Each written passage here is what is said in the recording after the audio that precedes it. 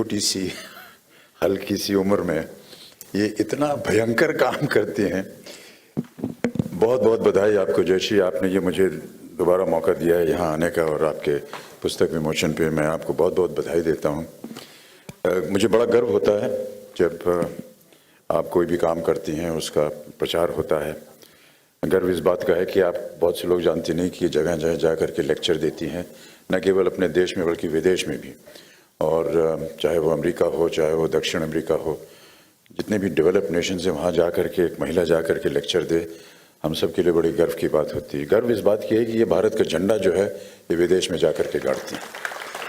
और केवल भारत के लिए नहीं, मुझे इस बात का गर्व है कि एक भारत की महिला जा कर के देश में विदेश में जा कर के अपना झंडा गाड़ती है। बहुत बहुत बधाई आपको, थैंक यू। हो आपको खुद पर यकीन इतना कि बुलंद हो आपका हर हौसला, हर कदम पर आपको कामयाबी मिले और आप लिखें अपनी सफलता की दास्तान। नमस्कार, मैं अनिल अग्रवाल आपके सवाल कार्यक्रम में आपका स्वागत करता हूं। आज हमारे साथ है world fame cosmetic dermatologist doctor Jayashree Sharad. Doctor साहब, आपका बहुत बहुत स्वागत है हमारे कार्यक्रम में। थैंक यू सो मच जी डॉक्टर साहब, सबसे पहले मैं जानना चाहता हूं कि इस शिखर पर आप जो पहुंचे, इसका सफलता का श्रेय आप किसको देते हैं? मेरी माता जी जो हैं उनको, और मेरे पिताजी। सबसे सब कुछ उनको ही जाता है। क्योंकि इस फील्ड में आपने जितना नाम कमाया है, उसका आपका अपना क्या गुण है जिसको आप मानते हैं? मेहनत, लगन, और मतलब सिर्फ काम करते जाना। मतलब I do not look at कि मुझे रिजल्ट क्या, एंड रिजल्ट क्या होने वाला है, उसे मैं नहीं देखती हूँ। मैं बस अपना जो काम है वो ऑनेस्टी के साथ, पूरी ऑनेस्टी के साथ करती हूँ। और आई थिंक यही है, माता पिता ने यही सिखाया है कि फल की चिंता नहीं करो, बस मेहनत करते जाओ। इस फील्ड में आने की कोई खास वजह? नहीं, बिल्कुल नहीं, ये एक्चुअली अपने आप हो गया। मैं जब पढ़ाई कर रही थी, मुझे तो बनना था पीडियाट्रिशियन या सर्जन बनना था, लेकिन कुछ हालात ऐसे हो गए कि मेरी माँ उस वक्त बीमार थी। जब मैं अपने MBBS के बाद जब मैं पोस्ट ग्रेजुएशन करने के लिए मैंने मतलब जब ज्वाइन किया, तो माता जी बीमार हो गई। और उसके बाद जो मेरा सीट जो मुझे मिलने वाला था MD का, वो चला गया, क्योंकि फिर मैंने सब छोड़ के मम्मी के पास, मतलब मैं थी कुछ 3-4 महीने। जब मैं वापस आई तो सिर्फ डर्मेटोलॉजी में सीट था। मैं 1996 की बात कर रही हूँ। उन दिनों इतना क्रेज नहीं था स्किन और डर्मेटोलॉजी का। तो मुझे कहा गया कि अभी ये सीट है, तुमको चाहिए तो ले लो, नहीं तो फिर अगले साल फिर से कोशिश करना। मैंने कहा नहीं, साल नहीं वेस्ट करना, मैं ले लेती हूँ। तो इस तरह से मैंने डर्मेटोलॉजी में जो पोस्ट ग्रेजुएशन है वो सीट मुझे मिला और मैंने ले ली। और उसके बाद फिर जो है धीरे धीरे इंटरेस्ट तो डेवलप हुआ ही। पहले तो स्किन डिजीजेस वगैरह, और धीरे धीरे यही फील्ड डेवलप होता गया, तो उसके फ्लो में मैं चलती गई। और फिर कॉस्मेटिक जो है उसमें मुझे मेरा इंटरेस्ट बढ़ता गया। फिर मैंने फेलोशिप किया अमेरिका से। तो इस तरह से हो गया। ये स्किन डिजीज को क्योर करना है या लोगों को खूबसूरत बनाना है आपका फील्ड जो है? हाँ जी, ये दोनों भी है मेरे फील्ड में। लेकिन जो मैंने सुपर स्पेशलाइजेशन किया है कॉस्मेटिक डर्मेटोलॉजी में, तो ऐसा होता है, पहले आप MBBS करते हो, फिर आप पोस्ट ग्रेजुएशन करते हो स्किन में, और उसके बाद फिर मतलब जो भी स्किन डिजीजेस हैं, उसके बाद आपको सुपर स्पेशलाइजेशन करना होता है कॉस्मेटिक एंटी एजिंग ट्रीटमेंट्स और कॉस्मेटिक ट्रीटमेंट्स में। तो वो सुपर स्पेशलाइजेशन मैंने की। और उसमें जब लोगों को खूबसूरत बनाने की बात आती है, तो ऐसा नहीं है कि आपको फीचर्स चेंज करना है। किसी को मुहासे हो सकते हैं, किसी को दाग धब्बे हो सकते हैं, किसी को स्कार्स, मुहासे के बाद जो खड्डे हो जाते हैं फेस पे, वो हो सकते हैं। स्किन जो है डल हो सकता है, डिहाइड्रेटेड हो सकता है। तो स्किन को भी ठीक करना एक तरह से अपने कॉन्फिडेंस लेवल को बढ़ाना है। तो जब मतलब जरूरी नहीं है कि आपको अपने फीचर्स चेंज करने हो, ऐसा नहीं होना चाहिए। स्किन आपका क्लियर रहे, रेडियंट रहे, ग्लोइंग रहे, वो ज्यादा जरूरी है। तो ये इस पे मैं बहुत ज्यादा इम्पोर्टेंस देती हूँ, अहमियत इसको मैं ज्यादा देती हूँ। तो आप लोग ये मानते हैं कि इंसान को खूबसूरत बनाने में आप एक तरह से भगवान के कारीगर हैं? नहीं, भगवान के ऐसा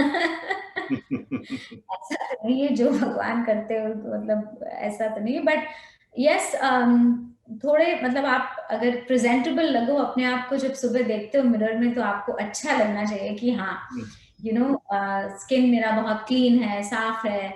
और कुछ ट्रीटमेंट्स हैं जो अगर, और ट्रीटमेंट्स के अलावा कुछ जैसे होलिस्टिक अप्रोच है, डाइट हेल्दी हो, नींद अच्छी हो, एक्सरसाइज हो, तो इन सब से आप अपने आप को मतलब यूथफुल रख सकते हो। मतलब आप जैसे आप 45 के भी हो तो भी आप 40 के लगो, जरूरी नहीं है कि आप 45 के हो तो आप 25 के लगो।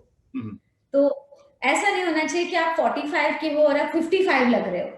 ओके 45 के हो और आप 45 लग रहे हो तो ठीक है, 45 के हो और आप 40 लग रहे हो तो बहुत अच्छा है, बट 45 के हो और 35 के लग रहे हो, ये बिल्कुल अच्छा नहीं है। तो तो ये जो है, आपके ट्रीटमेंट द्वारा ये संभव है? जी हाँ, बिल्कुल संभव है। ओके, आपके सुना है सेलिब्रिटीज ज्यादा क्लाइंट्स हैं, तो इसके पीछे क्या कारण है? वो लोग पैसा अफोर्ड कर पाते हैं या वो लोग ज्यादा इस चीज का शौक रखते हैं? मुझे लगता है उनका ये काम है, क्योंकि स्क्रीन पे अगर कोई अच्छे से दिखे, अच्छा दिखे, तो लोग उन्हें पसंद करते हैं। ओके तो ये तो लोगों की ही देन है। तो जो है सेलिब्रिटीज, उनके चेहरे से ही उनको काम मिलता है, तो फिर आई थिंक वो जरूरी है उनके लिए। आप बुक्स भी लिखते हैं डॉक्टर साहब? हाँ जी, मैं बुक्स लिखती हूँ। आपकी एक पुस्तक का विमोचन अमिताभ बच्चन साहब ने किया था, तो वो भी आपके हाँ जी, फैन है, इट मींस? उनकी कृपा है मुझ पर, ब्लेसिंग्स हैं उनकी, हमेशा सपोर्ट करते हैं वो। मैं उनकी बहुत बहुत बड़ी फैन हूँ बचपन से, मतलब छोटी थी तब से मैं उनको चिट्ठियां लिखा करती थी, जब मैं 9 साल की थी, 10 साल की थी, इस तरह से। तो कुछ ऐसे ही हो गया कि मतलब मुझे उन्हें मिलने का मौका मिला 2009 में। और फिर उनको मैंने ये सब बताया कि मैंने इतनी चिट्ठियां लिखी हैं, मुझे रिप्लाईज भी मिले हैं। तो शुरू से ही वो एक मतलब मैं उनको फॉलो करती आ रही हूँ, उनका जो सक्सेस है, उसके बाद उनका जो स्ट्रगल था, और उसके बाद फिर से जो उनका कर्व, स्ट्रगल के बाद इस तरह स्ट्रगल नीचे और फिर वापस कर्व ऊपर, तो वो एक तरह से बहुत बड़ा इंस्पिरेशन है, मतलब लोगों के लिए। तो उनकी पर्सनालिटी में आपका भी कुछ योगदान है? जी नहीं, ऐसा तो उनकी कुछ नहीं। खूबसूरती में, पर्सनालिटी में? नहीं, वो तो वैसे ही हैं वो, मैं कुछ नहीं कर सकती हूँ उनको। ओके डॉक्टर साहब, आपका क्या ड्रीम है? अब आप क्या करना चाहते हैं? आप तो इस शिखर पर हैं, इसके आगे और क्या करना चाहते हैं? आपका क्या ड्रीम हो सकता है? जितना पब्लिक अवेयरनेस क्रिएट करूं कि अपने पर ध्यान दीजिए, और शुरू से ही ध्यान दीजिए स्किन केयर और डाइट वगैरह पे, तो एक अच्छा सा अलग सा कॉन्फिडेंस बढ़ता है। तो ये अवेयरनेस क्रिएट करना चाहती हूँ। जस्ट सिटीज में नहीं, जरूरी नहीं है कि आपको बहुत महंगे महंगे ट्रीटमेंट्स करने हो, अगर आप शुरू से ही अपना ख्याल रखें। और दूसरा है कि मुझे सिखाने का, पढ़ाने का बहुत शौक है। तो आप आपने जो टीचिंग भी मेरे करते बुक्स हैं? देखे होंगे। हाँ जी, टीचिंग भी करते हैं आप? मैं इंटरनेशनल ट्रेनर हूँ। ओके बहुत सारे लेक्चर्स, वर्कशॉप्स वगैरह लेती हूँ। जो लोग स्किन मतलब एमबीबीएस करके एमडी कर लेते हैं स्किन में, उसके बाद जो फेलोशिप होता है, उसके बाद जो उनको ये सब इंजेक्शंस, लेजर्स, फिलर्स वगैरह जो ट्रेनिंग होती है, वो मैं देती हूँ। Not just in India, internationally भी मैं ऑल ओवर द वर्ल्ड सिखाती हूँ। और मेरा ये ड्रीम है कि इस तरह से मैं कोई एक एकेडमी खोलूं जहां मैं लोगों को सिखाऊं और सही तरीके की चीजें सिखाऊं। ये नहीं कि कोई मतलब गलत, और मतलब चेहरे को एक अजीब सा, एक आर्टिफिशियल लुक वगैरह नहीं देखना चाहिए। खुद को खुद की तरह ही लगना चाहिए। ऐसा नहीं कि मैं दूसरे की तरह, मुझे इस एक्टर की तरह दिखना है, वो एक गलत थॉट है। मुझे मेरे तरह ही दिखना है, बट थोड़ा सा अच्छा दिखना है, वो होना चाहिए। तो ये कैसे करें और किस तरह से ओवर ट्रीटमेंट्स नहीं करें, और सही तरीका क्या है, ये मुझे डर्मेटोलॉजिस्ट को सिखाना है, जितना मैं सिखा सकती हूँ उतना। हालांकि मैं भी खुद सीखते रहती हूँ, अभी भी आज के तारीख में भी मैं सीखती हूँ, मैं जाती हूँ, आई गो अब्रॉड, मैं सीखते रहती हूँ, क्योंकि हमारे फील्ड में हर एक दिन कुछ नया नया आ जाता है। तो अच्छा, इन ये तो कंपैरिजन टू अब्रॉड, इंडिया में स्किन डिजीज ज्यादा है या कम है? डिजीजेस तो इंडिया में शायद ज्यादा होंगी। ओके। हाँ जी, ये इन्फेक्शंस वगैरह, रीजन मतलब यहाँ इंडिया में इन्फेक्शंस वगैरह या पॉल्यूशन की वजह से डिजीज ज्यादा है? पोल्यूशन है और नॉलेज नहीं है, और लोग जो है वो स्किन को ज्यादा अहमियत नहीं देते हैं। हम्म। तो तो उस वजह से आई थिंक ज्यादा इश्यूज हैं इंडिया में। स्किन मीन्स आप फेस की स्किन को या होल बॉडी की स्किन को आप? होल बॉडी की स्किन की बात कर रही हूँ, हाँ जी, ओके। होल बॉडी की स्किन की बात कर रही हूँ कि जैसे जैसे एज बढ़ता जाता है, अच्छा लोग कभी अ, बचपन में, हाँ, मेरे दादा वगैरह, दादी जी अच्छे से पूरे शरीर पे तेल वगैरह लगाकर मालिश किया करती थी, बट वो सारा कुछ मतलब कहीं छूट गया। लोग इतने भाग दौड़ में, खास तौर से शहरों में भाग दौड़ में रहते हैं, और करते नहीं है, कुछ केयर नहीं लेते हैं। मतलब कुछ नहीं तो कम से कम नारियल तेल ही लगा लिया शरीर पे, तो उससे भी स्किन को हाइड्रेशन मिल जाता है। सही डाइट खा लिया, उससे भी स्किन पे फर्क पड़ जाता है। तो कहीं हम ये सब मतलब स्किन को इम्पोर्टेंस नहीं देते हैं। हार्ट प्रॉब्लम है तो डॉक्टर के पास चले जाते हैं, स्किन प्रॉब्लम है तो उसे छोड़ देते हैं, घर पे कुछ लगा लेते हैं, जब तक कि वो बहुत बढ़ ना जाए तब तक हम डॉक्टर को नहीं दिखाते। तो इस तरह की चीजें हैं। मुझे लगता है कि इट्स टाइम कि लोगों को भी अपनी स्किन की तरफ, स्किन जो है आपकी बॉडी का सबसे बड़ा ऑर्गन है, लार्जेस्ट मतलब जो ऑर्गन। जो दिखाई देता है वो स्किन ही दिखाई देता है, उसके बावजूद भी लोगों में अवेयरनेस नहीं है। बिल्कुल बिल्कुल।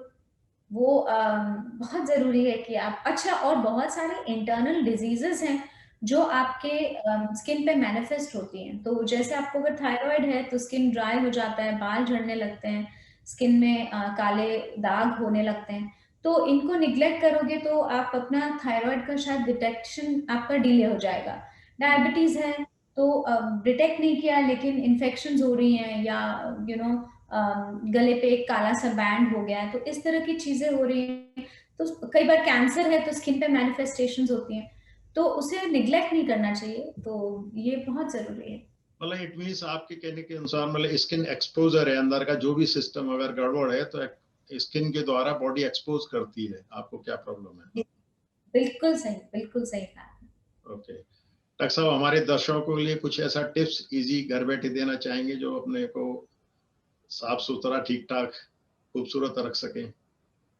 हाँ जी, बिल्कुल। सुबह तो सबसे पहले आपके स्किन केयर रूटीन में अच्छे से चेहरा धोना है, नहाना भी अच्छे से है।